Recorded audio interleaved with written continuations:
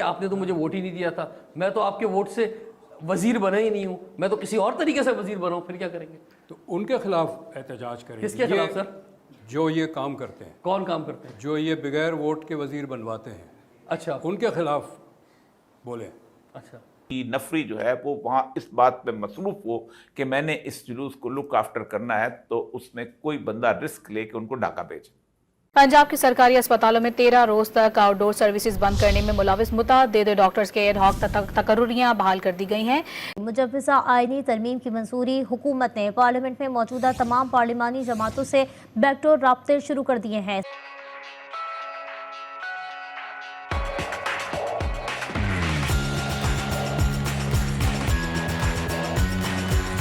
कहाँ बोल सकते हैं सर? बोले, मैं तो बोलता हूँ। अच्छा, हाँ भाई, क्या हर मौके पे बोलता हूँ।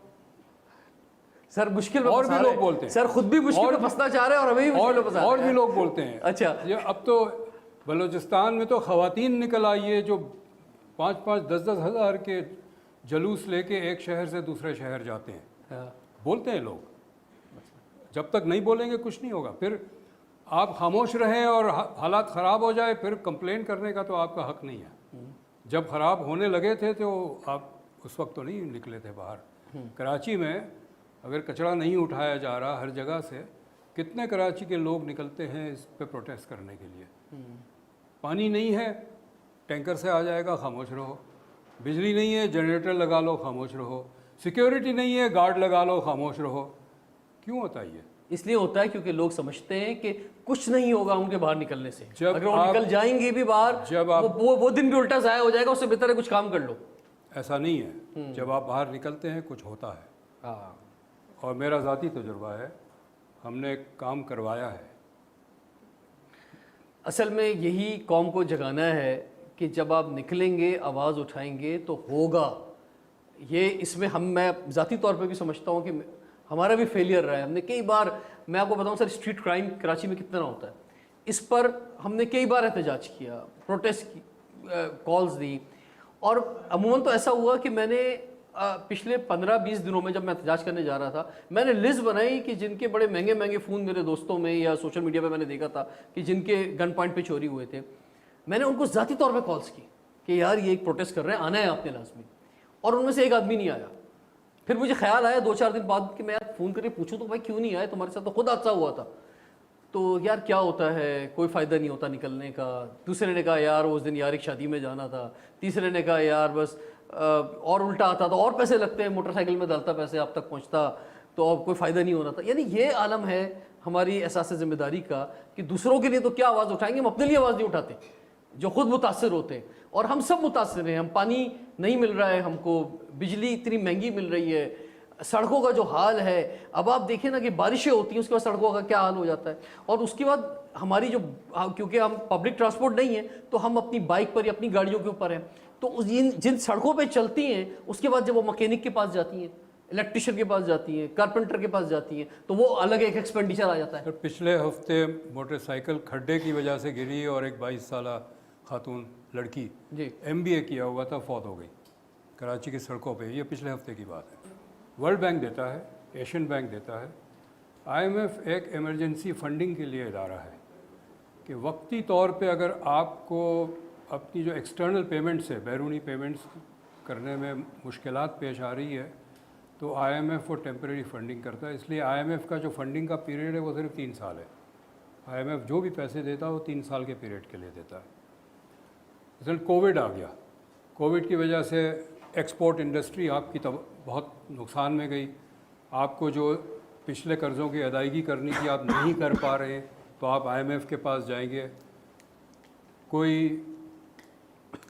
सुनामी आ गया श्रीलंका में मसलन, उनका जो सारा जो बीच फ्रंट टूरिस्ट रिज़ॉर्ट था वो तबाह हो गया। उनकी टूरिस्ट नहीं आए उस साल, उनको फॉरेन एक्सचेंज की इनकम कमी हो गई तो आप IMF के पास जाए। IMF इमरजेंसी फंडिंग करता है। हम IMF के पास 24th टाइम है, 24वां टाइम है कि हम IMF के पास गए हैं। कोई मुल्क दुनिया का इतनी दफ़ा नहीं गया IMF के पास।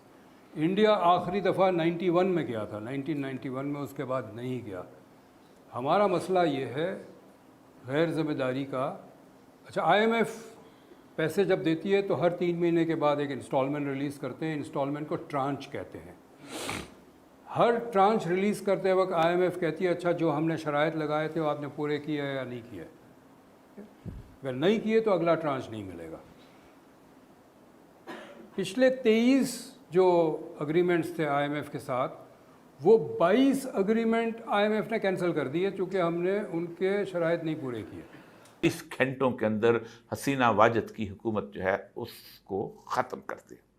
इन 10 दिनों के अंदर एक आर्मी की तरफ से एक मुकम्मल बौछार गोलियों की जो थी वो उस क्राउड पे आई जो इन 358 लोकेशन से आहिस्ता आहिस्ता चलता हुआ वहां पहुंचा था और उसने इर्द गिर्द के बेशुमार शहरों को भी साथ मिला लिया था और उन शहरों में भी मुसलसल जुलूस निकल रहे थे।